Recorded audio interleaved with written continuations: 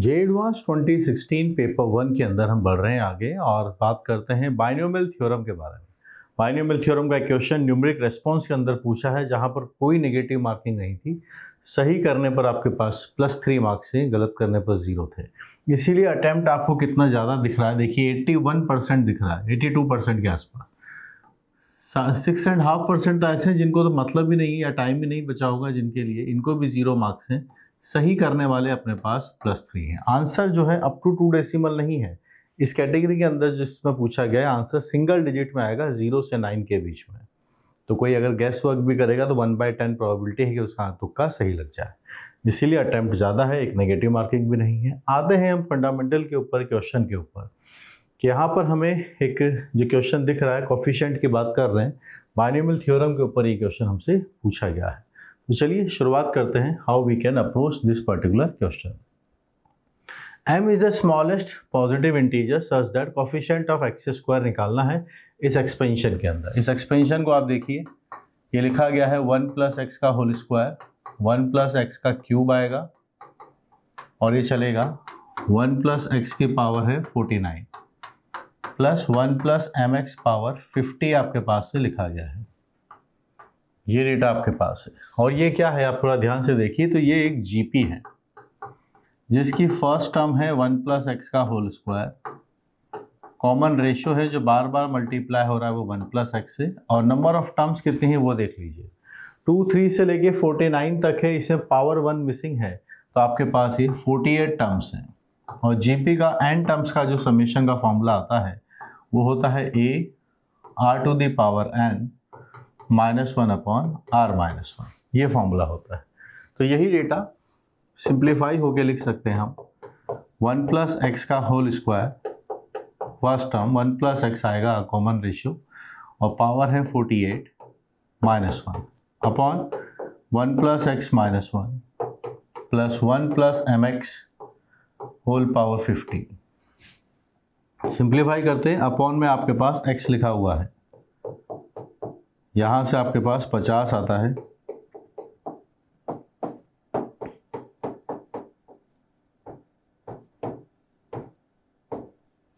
ये डेटा आपसे पूछा जा रहा है। हमें एक्स स्क्वायर का कोफिशिएंट चाहिए इस पूरे के अंदर, इसका कोफिशिएंट चाहिए एक्स स्क्वायर का। तो अगर मैं कोफिशिएंट ऑफ एक्स स्क्वायर चाहता हूं तो फिर यहाँ न्यूमरेटर में मुझे किसका कोफिशिएंट चाहिए वो बताइएगा। I am looking for the coefficient of x square. तो यहाँ ऑलरेडी x से डिवाइड होगा तो फिर मुझे यहाँ पर कोफिशिएंट चाहिए, coefficient of x power cube n 1 + x power 50, 1 + x का होल स्क्वायर, और यहाँ पर भी आप जनरल टर्म लिख लेंगे तो आपके पास है 50c2 m² बन जाएगा। ये एक्स स्क्वायर का कोफिशिएंट यहाँ बनेगा। और यहाँ क्यूब ढूंढ रहे हैं क्योंकि अपॉन में पहले से x है, तो इसके अंदर हमें नहीं मिलेगा क्यूब क्योंकि हाईएस्ट पावर ही स्क्वायर है। 1 + x पावर 50 के अंदर x³ का जो कोफिशिएंट है वो हमें ढूंढना है कि क्या ये डेटा बनने वाला है। आ जाइए आगे बढ़ते हैं। तो वहाँ पर डेटा हमारे पास बनेगा 50c3, ठीक है। इस वाले में 0 प्लस यहाँ चलिए, यहाँ है हमारे पास 50c2 m², और ये कोफिशिएंट हमें गिवन है कितना आता है, this comes as 3n + 1 51c3, 3n + 1 51c3, ये हमारे पास इसका कोफिशिएंट बनकर आता है। चलिए कंपैरिजन करते हैं, सिंप्लीफाई करते हैं और इसमें हम क्या डेटा बना पाएंगे उसकी तरफ अप्रोच करते हैं।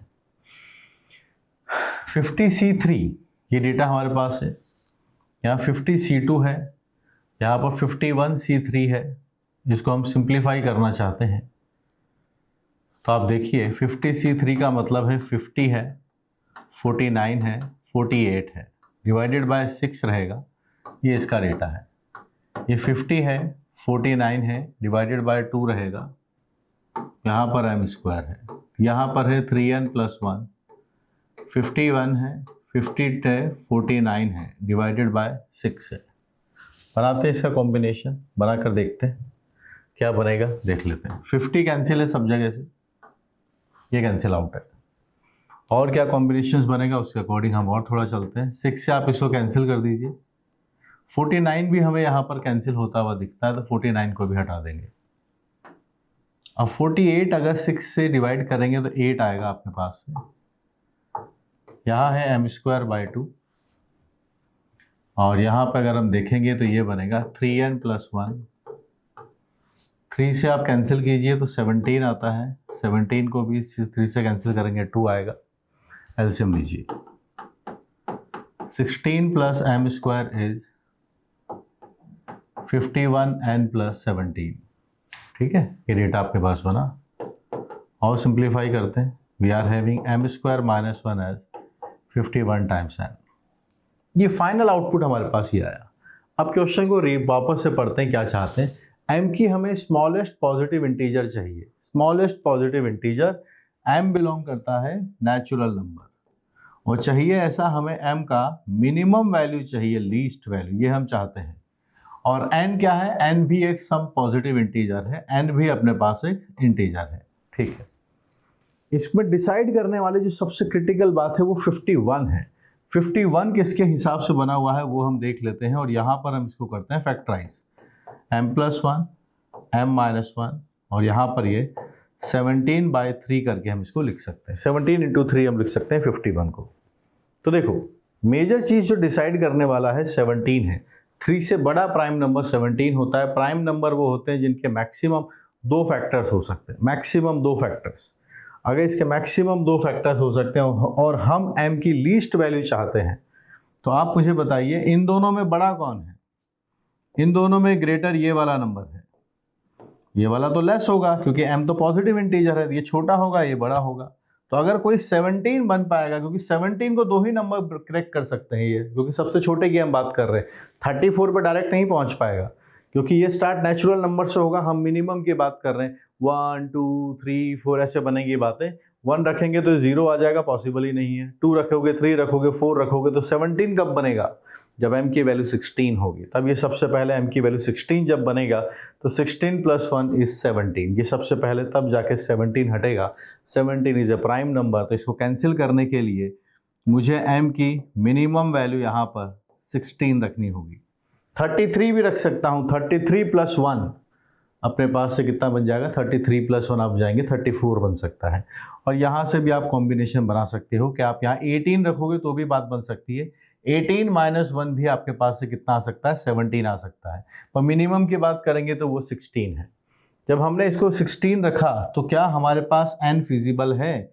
16 रखा तो ये 17 है, यहाँ 15 है, यहाँ 17 है, और यहाँ 3 आता है। सब कैंसिल होके हमारे पास 5 आ जाता है। बिल्कुल ये पॉसिबल है। तो हमारे पास मिनिमम वैल्यू 16 है। अब ये पढ़ लेते हैं, पूछा क्या है, m या n। वैल्यू ऑफ n हमसे पूछा है, so we are going to mark n as 5 equal to the answer. 0 से 9 के बीच में आंसर लेकर आना है, तो अपना फाइनल आंसर आएगा 5। Brilliant question. थोड़ा सा ये प्राइम नंबर के हिसाब से आपको लास्ट में जाकर देखना था कि कैसे इस सवाल को बनाएंगे। जिस तरह से आपने देखा, काफ़ी सारे क्वेश्चन थे। 11% के आसपास स्टूडेंट थे जिन्होंने इस पर्टिकुलर क्वेश्चन को पूरे देश भर में सही किया था। वो नंबर निकल के आता है 17,000 के आसपास, 16,966। आप भी मेहनत कीजिए।